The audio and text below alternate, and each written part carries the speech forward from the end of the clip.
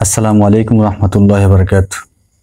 প্রিয় দিনী মুসলিম ভাইয়েরা, আমাদের মধ্যে থেকে কোনো মুসলমান ভাই বা বোন যখন মৃত্যুবরণ করে তখন আমরা সকলেই চাই তার জানাজার নামাজে উপস্থিত হতে, অতঃপর উপস্থিত হয়ে জানাজার নামাজও পড়ি।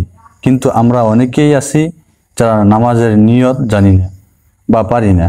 আজকের ভিডিওটা তাদের জন্যই।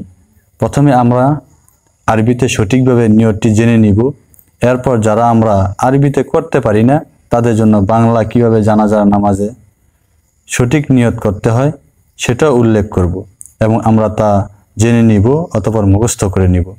আশা করি ভিডিওটি না টেনে সম্পূর্ণ দেখলে অনেক উপকৃত হবেন। তবে এর আগে আপনাদের কাছে দিন প্রচারের উদ্দেশ্যে আকুল আবেদন থাকবে, আপনারা যারা ভিডিওটি দেখতেছেন প্লিজ অনুগ্রহ করে চ্যানেলটি সাবস্ক্রাইব না করে থাকলে সাবস্ক্রাইব করে সাথে থাকুন এবং এমন নতুন নতুন ইসলামিক বিষয় ভিডিও দেখুন। অতঃপর অন্য মুসলিম ভাইয়ের কাছে পৌঁছানোর জন্য সাবস্ক্রাইব করে সহযোগিতাটুকু করুন। আল্লাহ তাআলা আপনাদের মেহনতকে কবুল করুন, আমিন। জানাজার নামাজ 4 তাকবীরের সাথে পড়তে হয়।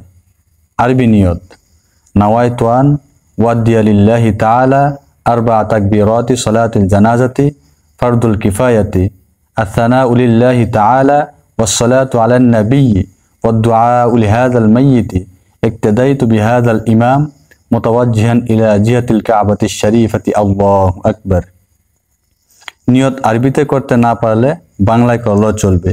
বাংলায় নিয়ত: আমি 4 তাকবীরের সহিত ফরজে কিফায়া জানাজার নামাজ কেবলামুখী হয়ে ইমামের পিছনে দাঁড়িয়ে মরহুম ব্যক্তির জন্য দোয়া করার উদ্দেশ্যে আদায় করছি। আল্লাহু আকবার।